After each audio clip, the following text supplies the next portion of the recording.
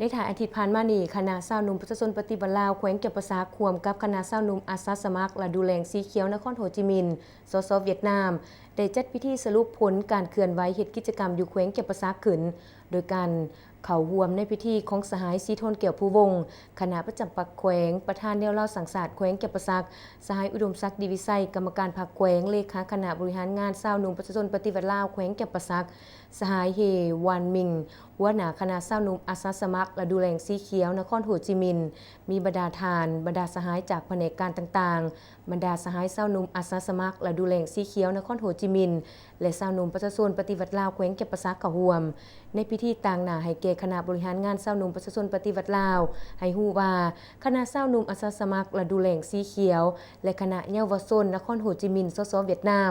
ได้เดินทางมาเคลื่อนไหวเฮ็ดกิจกรรมอยู่แขวงแก่นประสาในครั้งนี้เป็นเวลา13วันเริ่มแต่วันที่23มิถุนายนหาวันที่5กรกฎาคม2019จึงรวมมีจำนวนทั้งหมด69สหายยิ่ง29สหายในนั้นมีคณะชาวหนุ่มและดูแลสีเขียวจำนวน39สหายยิ่ง16สหายซึ่งได้มีการพบปะแลกเปลี่ยนบทเรียนด้านเวียกงานชาวหนุ่มและเวียกงานธุรกิจหนุ่มทั้ง2ฝ่ายและได้เคลื่อนไหวเฮ็ดกิจกรรมอยู่4ตัวเมืองคือเมืองโขงแก่นประสาสุกุมาบาเจียงเจริญสุขซึ่งกิจกรรมของแต่ละเมืองได้มีการกวดพยาธิจ่ายยาโดยบ่ได้เสียค่าใดๆนอกจากนั้นคณะชาวหนุ่มอาสาสมัครและดูแลสีเขียวนครโฮจิมินห์ยังได้จัดกิจกรรมแต้มรูประบายสีศึกษาเหตุของประเพณีของประชาชนลาวและได้สร้าง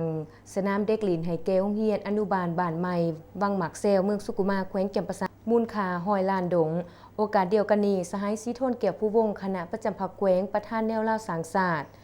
แขวงแก่นประสายังได้ขึ้นมีคำเห็นโอโลมต่อคณะสมาชิกชาวหนุ่มทุกสหายที่ได้ร่วมกันเฮ็ดกิจกรรมต่างๆและสืบต่อเฮ็ดหน้าที่ความสามัคคีสืบสานสายพัวพันของ2ชาติลาวเวียดนามลาวให้มั่นคงตลอดไปนอกจากนี้ในถ่ายพิธีเพื่อเป็นการยั่งยืนหมากพ้นผลงานในการเคลื่อนไหวกิจกรรมในครั้งนี้ทางคณะชาวหนุ่มประชาชนปฏิบัติลาวจึงได้ตกลงมอบใบหย่องย่อให้แก่คณะชาวหนุ่มอาสาสมัครและดูแลสีเขียวนครโฮจิมินห์